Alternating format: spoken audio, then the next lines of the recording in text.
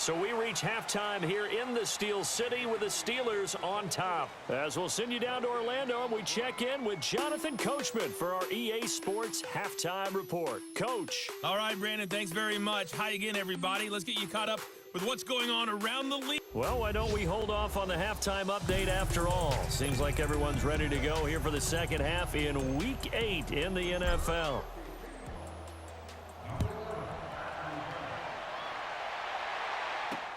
Fielded about a yard deep. Spit. Now a hit and a loose football. And they're going to set up shop at the 27-yard line. As that ball got away from him and he saw the opposing team recover it. You felt his pain? Oh, I felt his pain, and you know what was going through his head. Tuck it away. Take care of the ball. All the things he hears all week in practice, he didn't carry it over into the game.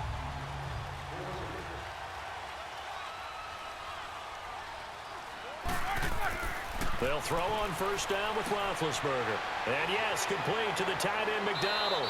So he got free of one tackle but couldn't do a whole lot else. That throw good for 4. It's second down. And, partner, I think that's a great example that not all tight ends are created equal. Because everything was right. Got the completion, but he's not one of the more dynamic guys in the league. So even though he caught it, couldn't turn it into much more. 4 yards on that last completion, so that sets up 2nd and 6. Roethlisberger with a give to Bell. Call it a gain of 7, and it gets him a new set of downs. Well, he does it at a high level, doesn't he? Because when I watch him, I think of his vision. Straight ahead, peripheral. Also has that sense of where holes are going to be before they actually open.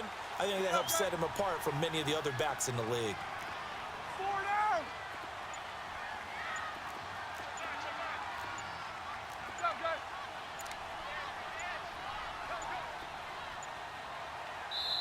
Now with just 1 second showing on the play clock, we're going to get a timeout. It's just their first, so 2 remaining as they burn one here in this third quarter.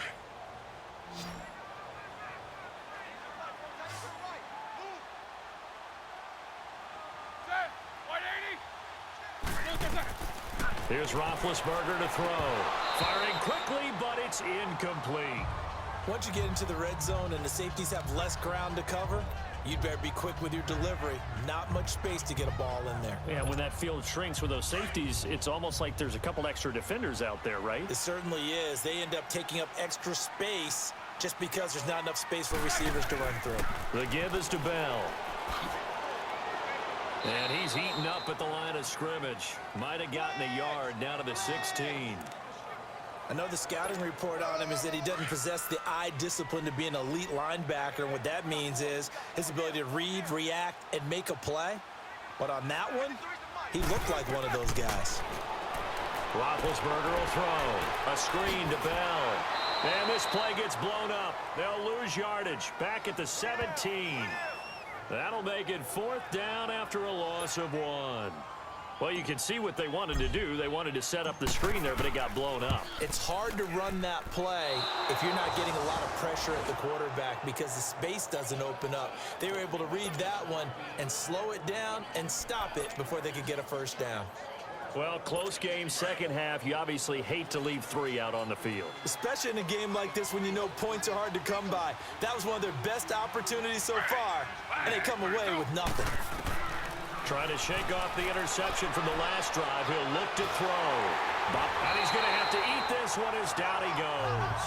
Bud Dupree coming hard from that linebacker spot. He drops him for a loss of 11. You know, despite the scoreline, I think they've got to like where they are here. They're on the road and just one big play away from getting right back in this game. I'm going to follow right along with you because the spot they're in now is a credit to their defense. They've kept them in it by making the plays that they've made, and that just means you're one big score away from being right back there. Now the question is, can this offense step up and make that play? Because that's been an issue for them in this game.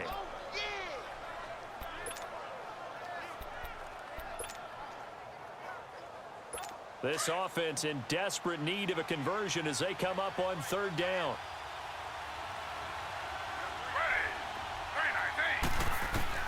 Third and long, it's Taylor. Looking left side, that's caught by Landry.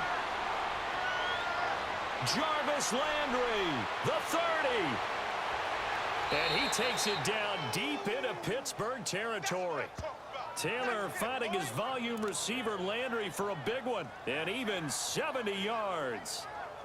There will always be a place for methodically marching the ball downfield, but when you can pick it up in big chunks and strike like that, have explosive plays, that's often the difference in winning and losing. Those types of plays that can knock a defense off balance, that'll drive a team towards a victory. On first down, they'll run with Chubb. And he'll take it into the end zone for a Browns touchdown. Nick Chubb with his first career NFL touchdown. And the Browns are back within a score. That's a score you felt they had to have here in the third quarter to get back in this game. And you know that there was an emphasis on their side. Hey, we know this. We know where we are. But sometimes that binds you up so much that you try too hard, you don't get the score. A perfect combination of urgency, yet relaxed enough to get it done. And he'll bring it a few past the 20 to the 23-yard line. And Pittsburgh getting set to take the field. And they have to feel like they missed on an opportunity for points last time when they couldn't connect on that short field goal try.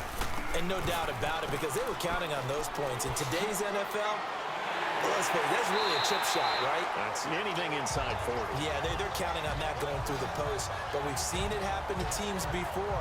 Some of the best kickers in the world can miss kicks like that. Can they come back now and redeem themselves? Now, this is an example of breaking down a defense, because on a lot of these runs, he's getting past the point of attack, and guess what he's doing? Forcing the secondary guys to have to make a lot of tackles. Line of scrimmage, the 37 on 1st and 10.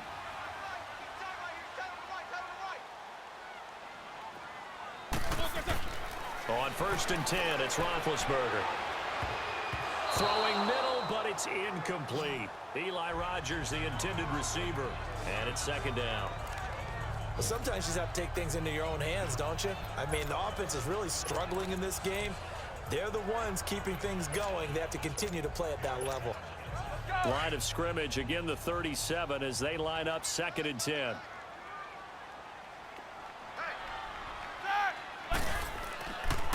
They'll pitch it out to Bell. Oh, twisting away. And he was able to shed the tackle, but the reserves come in for the stop. Give him 5 on the carry there, and it'll set up a 3rd down. He was hoping to get to the edge, but they did a really nice job of forcing him back inside. That's excellent fundamental defensive football. Don't let them outside where they can really shred your defense. Here's Roethlisberger. Over the middle here to Brown. And taking it across midfield and inside the 45. Roethlisberger hooking up with Brown to get the Steelers a first. Nice catch right there. Brings to mind the sentence, when in doubt, find your veterans. I used to laugh back in the day when they would call guys like him crafty veterans. You get up in your 30s, you're still playing receiver. But back now in Pittsburgh, it's Steeler football, and they have the lead as well as we begin quarter number 4.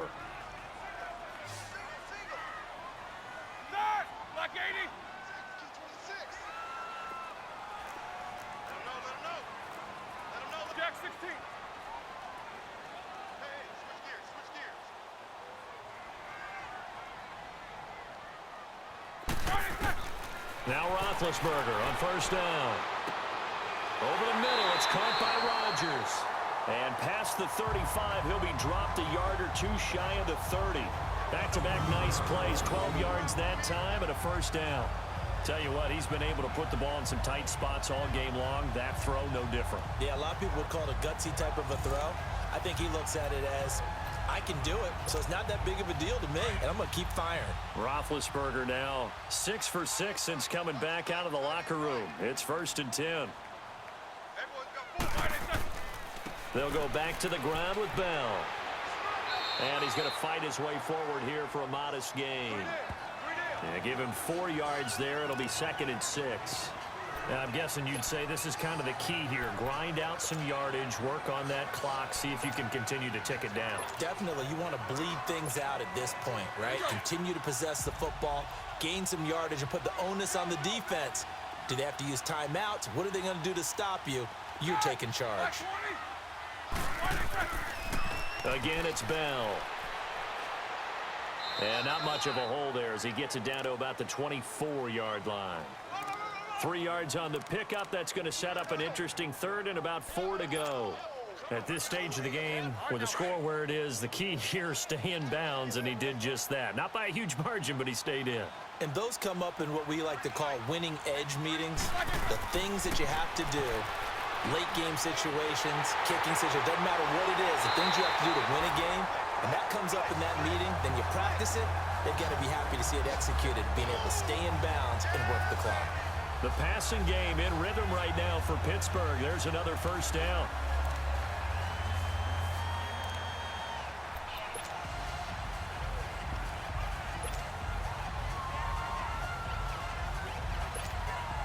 Clock running, under 4 to play now as they come up on 1st and 10.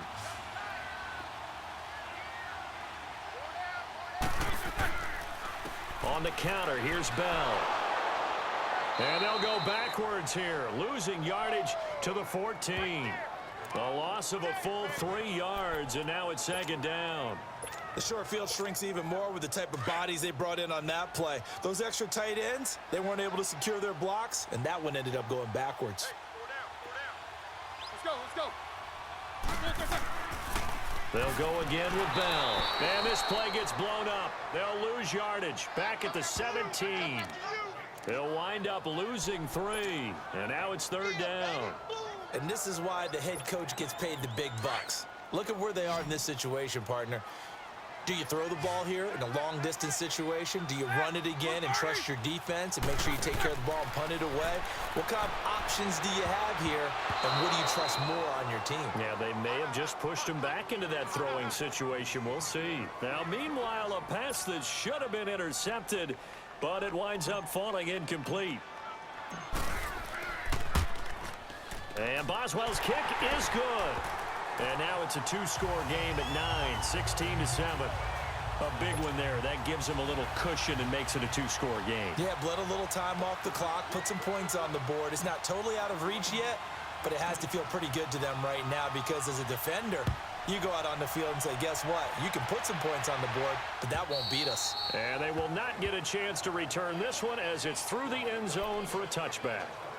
Now the Browns offense, they get ready to head back onto the field.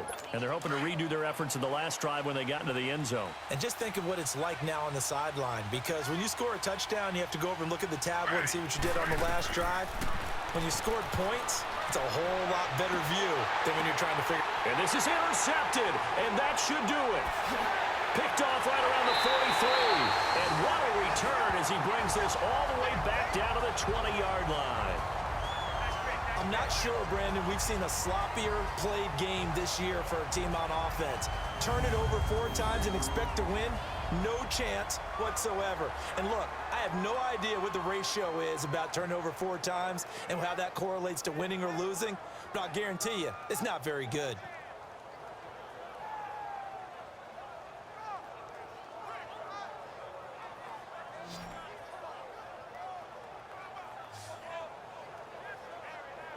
Now let's discuss Antonio Brown as he heads back out there now.